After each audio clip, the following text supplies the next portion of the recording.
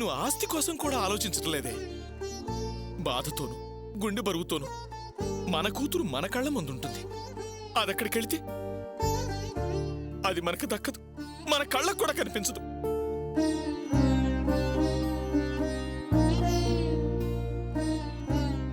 అందుకని నేను పంపించనంటున్నాను, కానీ నాకు మరో ఉద్దేశం లేదే. కాస్త బుర్ర పెట్టి ఆలోచించి నన్ను అర్థం చేసుకో. యాండి, అది ఆ వాసును ప్రేమించానన్న రోజు నుంచి ఎప్పటికప్పుడు ఏదో ఒకటి అంటూ దాన్ని అతని నుంచి దూరం చెయ్యాలనే చూస్తున్నారు. ఆలోచించాల్సింది నేను కదండి, మీరు. ఇలా అయితే ఇక ఈ జన్మలో దాని జీవితం బాగుపడదు.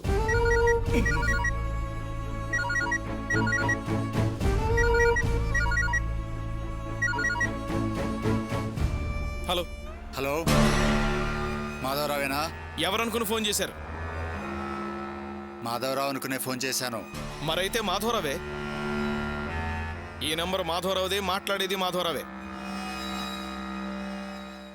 ముందు కాస్త మర్యాద ఇచ్చి మాట్లాడటం నేర్చుకోండి. బొడ్డు కోసి పేరు పెట్టినట్టు, చెడ్డీలేసుకుని కలిసి ఆడినట్టు మాధవరావేనా అని అడగడం ఏంటి? మాధవరావు గారా అని అడగాలి. చాలే, ఆపోయ్ ఆపో. చనువులేందే మాధవరావు అని అంటావా?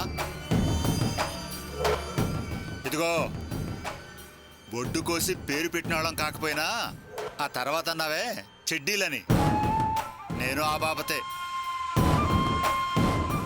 గారు అని కాదు, అవసరమైతే ఒరే అరే అని కూడా పిలుస్తాను.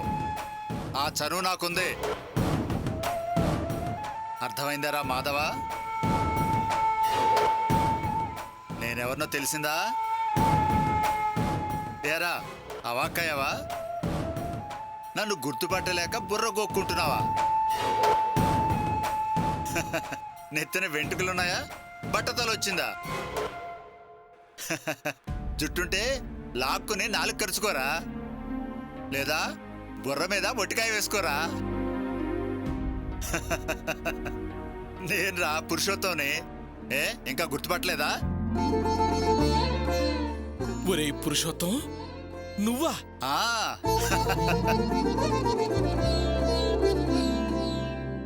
ఎరా, ఇన్నాళ్ళ గుర్తొచ్చానరా నేను. అవునరా, నువ్వు లండన్లో ఉన్నావు కదా, అక్కడే సెటిల్ అయిపోయావా లేకపోతే? నేను ఇప్పుడు లండన్లో లేనురా, మన ఊరు వచ్చేసాను. అవునా? దేతవా, చాలా సంతోషం. ఎప్పుడొచ్చావు? ఇక్కడే ఉంటావా, మళ్ళీ వెళ్ళిపోతావా లేకపోతే ఫర్దర్గా ఏమైనా?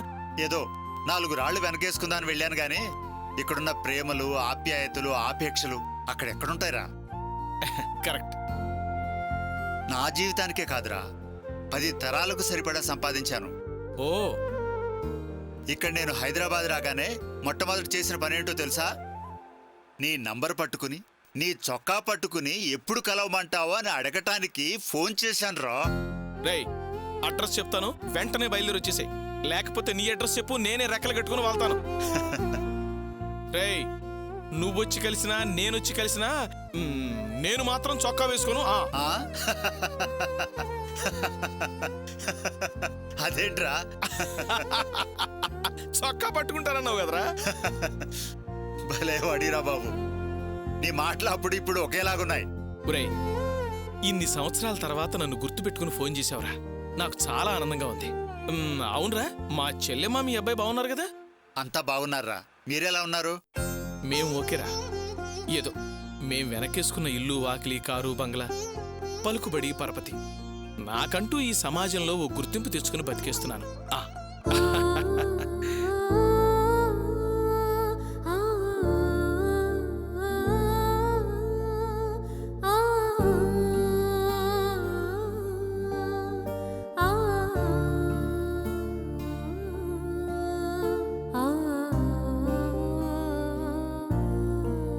అమ్మ రేవతి, నేను నీ జీవితం గురించి ఆలోచించండి అని ఆయన నెత్తి నోరు బాదుకుని అడుగుతుంటే ఆ మనిషి అస్సలు నా మాట వినిపించుకోవటం లేదు. ఆయనకి నీ జీవితం కన్నా పంతాలు పట్టింపులే ఎక్కువైపోయాయి. ఎవరో ఫ్రెండ్ ఫోన్ చేశాడట, ఆ ఇకలు పకపకలు నవ్వుతూ ఎలా వెళ్తున్నాడో చూసావు కదా. అయ్యో, కూతురు జీవితం ఇలా అయిందేంటని నేను ప్రతి క్షణం బాధపడుతుంటే ఆ మనిషికి చీమ కుట్టినట్టు కూడా లేదు. రేవతి, నేను ఒకదాన్ని మాట్లాడితే సరిపోదే, నన్ను లెక్క చేయటం లేదు. పైగా బుర్రలేందానా, బుద్ధి తక్కువదానా అని తిట్టిపోస్తున్నారు. నీ జీవితం గురించి నువ్వే ఆయన్ని ప్రశ్నించు. అప్పుడే ఆయన కాస్త చురుకు పుడుతుంది. లేకపోతే ఏళ్లు గడిచిపోతాయి, వయసు మీద పడుతుంది. ఇక్కడే జీవితాంతం బతకాల్సొస్తుంది.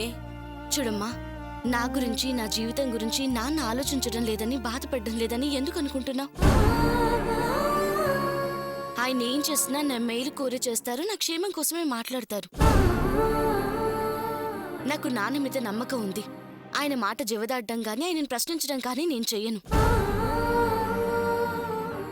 నాన్న బాధ్యత గురించి నేను గుర్తు చేయడం ఆయన అవమానించడమే అవుతుంది. నన్ను బలవంత పెట్టి ఆయన అవమానించమని అనుకో. ఏంటి అలా మాట్లాడతావు? గుళ్ళో ఏం జరిగిందో నువ్వు చూసావు కదా. పెళ్ళైన ఆడపిల్ల పుట్టింట్లో ఉంటే అలాగే మాట్లాడతారు. అది అవమానం అనిపించట్లేదా? అమ్మా, నువ్వు మొదటిసారి అలాంటి మాటలు విన్నావు కాబట్టి నీకు అలా అనిపిస్తుంది. ఇలాంటి అవమానాలు నాకు నాన్నకేం కొత్త కాదు. బాధపడ్డం అనుభవిస్తున్నాం కాబట్టి అలవాటైపోయింది. నేను తొందరపడి నా జీవితం, నా సంసారం అని అంటే మరో రకంగా అనుకునే అవకాశం ఉంది. అది నేను అవమానంగా భావిస్తాను. నా నుదుటిన ఎలా రాసుంటే అలా జరుగుతుంది. తీర్పు కాలాన్ని వదిలేసి మౌనంగా ఉండడమే మంచిది. నువ్వింకేం మాట్లాడకమ్మా.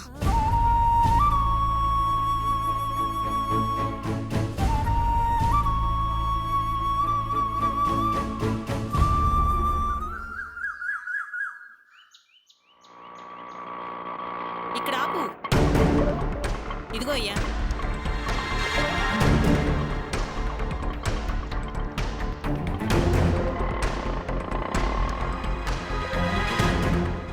అమ్మయ్యా, మొత్తానికి ఇంటికి చేరుకున్నా. అమ్మా, అమ్మా, అమ్మా. సరోజా, ఏంటే ఒక ఫోన్ అయినా చేయకుండా వచ్చేసావు? ఫోన్ చేస్తే ఆకాశం స్టేషన్కి పంపించేదానిగా. అయినా అల్లుడు గారు బాబు ఎక్కడే? ఒక్కదానివే వచ్చావు? ఆయన గురించి ఏం అడుగుతావులేమ్మా? ముప్పొద్దులా తింటూ హాయిగా కాలం వెల్లదీస్తున్నాడు అక్కడ. తిండికి అలవాటు పడ్డ మనిషి తిరగడానికి ఇష్టపడతాడా ఏంటి? నాకేమో రాణిని విజయవాడలో చూసిన దగ్గర నుంచి ఒకటే టెన్షన్, బీపీ.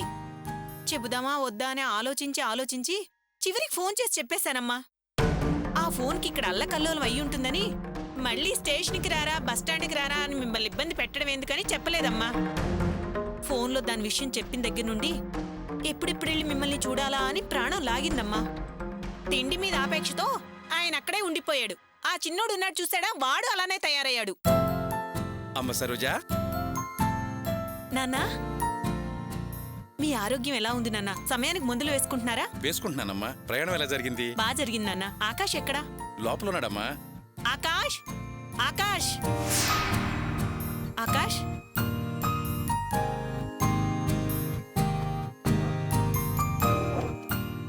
ఏంట్రా ఇదంతా? నీకింత అన్యాయం చేసిందేంట్రా? ప్రేమించే అంటూ మా అందరిని ఎదిరించి మరీ పెళ్లి చేసుకున్నావు కదరా. నీకింత ద్రోహం ఎలా చేయగలిగిందిరా? ఆ గుణం తక్కువ దాన్ని ఏం చేసావురా? నువ్వు ఫోన్ చేసి చెప్పడం చాలా మంచిదైందక్క. అప్పటి వరకు అది మా దగ్గర అన్ని విషయాలు దాచి మమ్మల్ని ఏమార్చింది.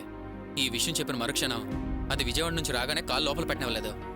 గేటు బయట నుండే దాని నోటి నుంచి అన్ని విషయాలు కక్కించాను. అప్పుడు చెప్పింది అబద్ధం చెప్పడం తప్పే అని.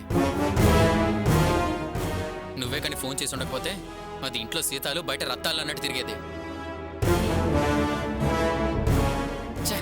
నేను అలాంటి దాన్ని ప్రేమించి తప్పు చేశానక్క. అది తప్పుడుదని తెలుసుకోలేకపోయాను. పోవేం తరివితే గేటు బయట పెద్ద డ్రామా క్రియేట్ చేయాలని చూసింది. కోపంతో వెళ్ళి మొహం మీద తలుపేసి వచ్చాను. మంచి పని చేసావురా. అవును, నువ్వు ఇలా చేస్తే ఆ ముష్టి మందంతా ఇంటికి రాలేదా? నీ కాళ్ళ మీద పడి దాని బతుకు బిచ్చం పెట్టమని ప్రాధాయపడలేదా? బజార్ మనుషులు కదా, అలానే చేస్తారు. రాకుండా ఎందుకుంటారు? వచ్చారు. వచ్చి మా అమ్మాయి అలాంటిది కాదు, బంగారం, అన్నం పుణ్యం ఎరగని అమ్మాయికి అంటూ కాళ్ళ వెళ్ళ పడ్డారు. దాని అన్నున్నాడు చూడు, కొత్తగా కోట్లకు పడగెత్తాడే గోపి. వాడి కొమ్ములున్నాయని మమ్మల్ని కుమ్మాలని ప్రయత్నించాడు. బజార్లో నిలబెట్టి పెట్టాల్సిన గడ్డంతా పెట్టాను వాడికి. వాడంటాడు, నా చెల్లెలు వినోద్తో విజయవాడ వెళ్ళిన విషయం నాకు తెలుసు, అది నీకు చెప్పడానికి భయపడింది, అందుకే అబద్ధం చెప్పింది, కానీ అలా చేసేది కాదు, గుడ్డు కూసు అంటూ ఏవేవో కథలు వినిపించాడు. అది చేసింది తప్పు కానట్టు సమర్థించాడు. నా కొళ్ళు మండి అన్నాను, అసలు నువ్వు బ్రదరవా బ్రోకరవా ఇలా సమర్థించే కోట్లు సంపాదించావా అనేసరికి రోషం పౌరుషం పొడుచుకొచ్చి నా చెల్లెల్ని నేనే పెట్టి పోషించుకుంటానంటూ తీసుకెళ్ళాడు. సర్లేక చెడిపోయిందాన్ని చేరదీసి ఆయనే మహానుభావుడు అనిపించుకొని మనకెందుకు ఆ దరిద్రం. మంచి పని చేసావురా తమ్ముడు. ఇంకా అది ఇంట్లో ఉందేమో దాని మొహం ఎలా చూడాలా అని భయపడ్డాను. దానికెంత ధైర్యం ఉండకపోతే వాళ్ళని చూసి నా నెత్తిని పిడుగుపడినట్టయితే దానికి చీమ కుట్టినట్టు కూడా లేదు. పైగా ఆకాశకు చెప్పక వదినా అంటూ ఎంత తెగబడిందిరా అది. నువ్వు ఫోన్ చేసి చెప్పినప్పటి నుంచి ఇల్లు ఇల్లులా లేదు, ఇంటా బయట శాంతి లేదు. వీధిలో జనం వేడుక చూశారు. ఈ కుటుంబ గౌరవ మర్యాదలు మంటగలిసిపోయాయి. ఇంట్లో అశాంతి, బయట తలవంపులు. బయటికి వెళ్లాలంటేనే భయమేస్తుంది. ఎక్కడ నీ కోడలు ఇలా అంటారేమోనని ఇన్నాళ్ళు ఇంట్లో నుంచి అడుగు బయట పెట్టలేదమ్మా. అమ్మా, జనాలకు భయపడి దాన్ని ఇంట్లో ఉండనిస్తే కొన్ని రోజుల తర్వాత జనం ఇంట్లో ఉంటారు, మనం బయట కాపలా ఉండాలి. అయ్యో అయ్యో, ఏమిట్రా ఆ మాటలు? మరి ఇంకెలా అనమంటావమ్మా? వాడు చేసిన పని కరెక్టే. మీరిలా సానుభూతి వలకబోసి దాన్ని ఎక్కడ ఇంట్లో ఉండనిస్తారా అని వచ్చాను. మీ కోడలు తీపి నాకు బాగా తెలుసు. అదేం చేసినా మీకు తప్పుగా అనిపించదు. సరోజా, మనమేమి మానాభిమానాలు లేకుండా లేవు. అంత నీతి మాలిని పనిచేసిన దాన్ని మళ్ళీ ఇంట్లోకి రానివ్వడమా? ఒకవేళ వీడి ప్రేమకు లొంగిపోయి అమ్మాయిని ఇంట్లోకి తీసుకొచ్చినా మెడబట్టి నేను బయటికి గంటేసేవాడిని.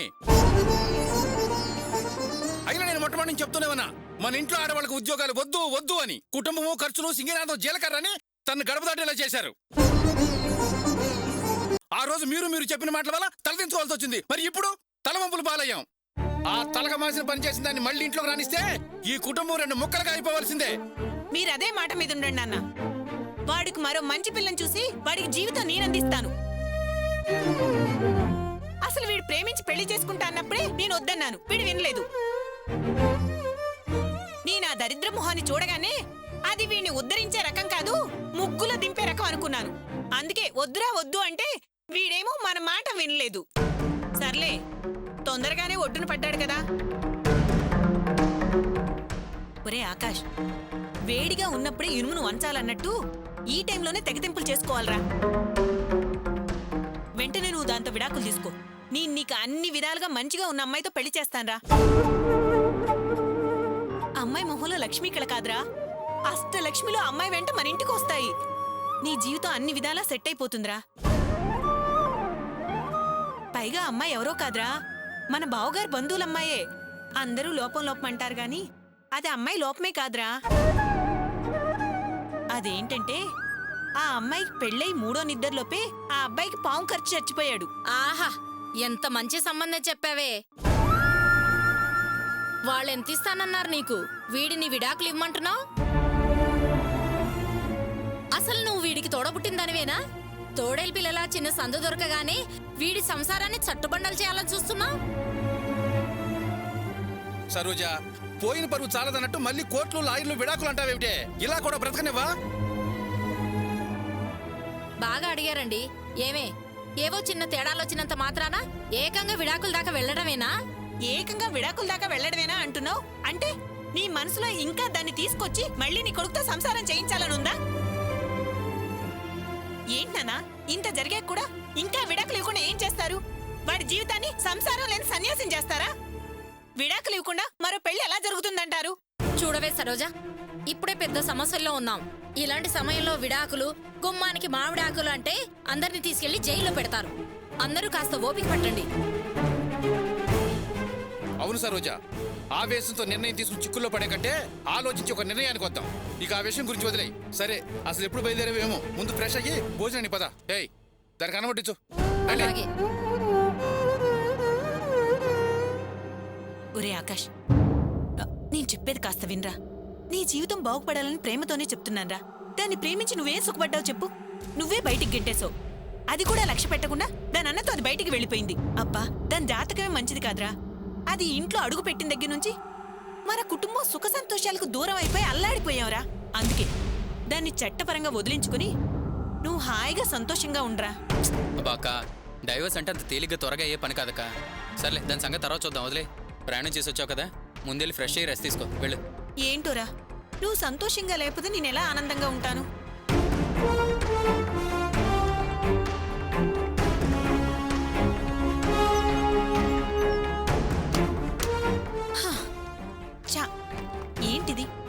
కోటి ఆశలతో అంటుకున్న నిప్పుని ఊది రాజేసి మంట పెడదామని పరిగెత్తుకుంటూ వస్తే వీళ్ళిలా నీరసంగా నిదానంగా నీళ్లు చల్లుతున్నారేంటి? వీళ్ళు నీళ్లు చల్లే ప్రయత్నాన్ని తిరిగి కొట్టాలి. ఆ విధవని ఈ విధవకిచ్చి పెళ్లి చేసి తీరాలి. అప్పుడే కదా అటు కమిషన్ వస్తుంది, ఇటు ఇంటి మీద పెత్తనం వస్తుంది. రాణి, మళ్ళీ నిన్నీ గడపలో అడుగు పెట్టనివ్వకుండా వాణ్ణి రెచ్చగొట్టి నీ కాళ్ల కింద మంట పెట్టిస్తా. నీ జీవితాన్ని కాల్చి బూడిద చేస్తాను. వీడి చేత ఆ పిల్ల మెళ్ళో తాళి కట్టిస్తాను. తాళ్లం చెవులు నా చేతికి దక్కించుకుంటాను. ఆ విడోకి మొగుడు దొరికాక అది వాడి మోజులో ఉండగానే ఆస్తి సగం నా సొంతం చేసుకుంటాను. సరోజ, ఆలోచించవే. ఏమయ్యా, వెళ్ళి మీ వానర పిలు. మీరు లోపలికి వెళ్ళండి అమ్మా. వెళ్ళి పిలవయ్యా అంటే లోపలికి వెళ్ళండి అని మర్యాద చేస్తావే. వెళ్ళి పిలువు. అది కాదమ్మా, మిమ్మల్ని ఇక్కడ నిలబెడితే సార్ నన్ను కోపడతారు. ఇదిగో, నీ మీద కోపడతానికి మేము లోపలికి వచ్చే అర్హత ఉన్నాళ్ళం కాదు కానీ మేము వచ్చామని చెప్పి పిలుచుకురా పో. అది కాదు సార్. ఏమయ్యా, చెప్తే వినిపించట్లేదా? లేకపోతే మేమంటే నీకు లెక్కలేదా? వెళ్ళి పిలవయ్యా అంటే అది ఇది అని ఏదేదో చెప్తావే. వెళ్ళి పిలువు. అలాగేనమ్మా.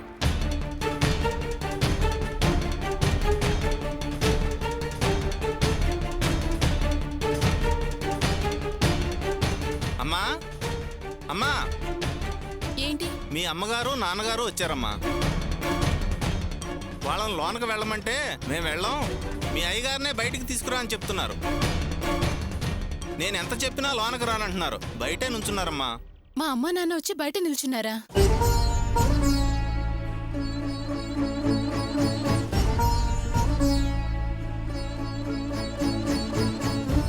అమ్మా నాన్న ఇక్కడే నిల్చున్నారేంటి? లోపలికి రండి. మేము రావటం ఎందుకులే అమ్మా, ఓసారి గోపీనే రమ్మను, 4 మాటలు మాట్లాడి వెళతాం. అదేంటి నాన్న, బయట నిలబడి మాట్లాడి వెళ్ళవేంటి? లోపలికి రండి. ఏం మాట్లాడాలనుకున్నా లోపల మాట్లాడచ్చు కదా. వద్దులే అమ్మా, మేము లోపలికి రావటం కుదరదు, వాడినే బయటికి రమ్మను. నాన్న, నేను చెప్పేది కాస్త వినండి. లోపలికి రండి. ఈ విషయంలో నువ్వే నా మాట విను తల్లి. మేము లోపలికి రావటం కుదరదు, వాడినే బయటికి రమ్మనమ్మా. ఏంటి నాన్న, నువ్వు కూడా ఎంత మొండిగా మాట్లాడుతున్నావు? బయట నిలబడి మాట్లాడుకోవడం ఏంటి? లోపలికి రండి. ఏమే, మమ్మల్ని లోపలికి రా లోపలికి రా అని ఎంత బతికి నడుతున్నావు? వాడు పిలవలేవా? లేకపోతే నువ్వు పిలిస్తే వాడు రాడా? అసలు ముందు నేను అడిగేదానికి సమాధానం చెప్పవే. కట్టుకున్నోడితో కలిసి హాయిగా కాపురం చేయాల్సిన దాన్ని పౌరుషాలకు పోయి చేయి పట్టుకుని లాక్కొచ్చి ఇక్కడ పడేశాడు. అసలు వాడి నీ గురించి ఏ నిర్ణయం తీసుకున్నాడే? ఇంత ముందు పడేసి పని మనుషులు వాడుకుందాం అనుకుంటున్నాడా? పొరపాట్లు సరిదిద్ది నిన్ను కాపురానికి పంపాలనుకుంటున్నాడా? అసలు ఏమనుకుంటున్నాడే వాడు? అమ్మా, ఇది నిన్నటి నుంచి నిద్రాహారాలు మాని నా కూతురు జీవితం ఏమైపోతోంది ఎలా అని బాధపడుతూ ఏడుస్తోంది. అసలు వాడు ఏం చేయాలనుకుంటున్నాడో అర్థం కాక భయపడుతున్నావమ్మా. అసలు వాడి ఉద్దేశం ఏమిటి? నీ జీవితం ఏం చేయాలనుకుంటున్నాడు, నీ విషయంలో ఏ నిర్ణయం తీసుకుంటున్నాడో అది తెలుసుకుందామని ఇక్కడికి వచ్చావమ్మా. ఒక్కసారి వాడిని రమ్మని చెప్పమ్మా. రాణి, అమ్మ రాణి. అదిగో అన్నయ్య పిలుస్తున్నాడు, నేను వెళ్ళి తీసుకొస్తాను. ఎటెళ్ళావమ్మా? అన్నయ్య, అమ్మా నాన్న వచ్చి బయట నిలబడ్డారు. లోపలికి రమ్మని ఎంత చెప్పినా నా మాట వినడం లేదు. నీతో ఏదో మాట్లాడాలట. నువ్వొచ్చి లోపలికి రమ్మను. బయట నిల్చుని మాట్లాడితే బాగుండదు కదా. ఇంత పొద్దున్నే వచ్చారు, ఆయన నాతో మాట్లాడడానికి ఏముంటుంది? నా జీవితం గురించంట. నీ జీవితం గురించి నాతో మాట్లాడతారా? సర్లే.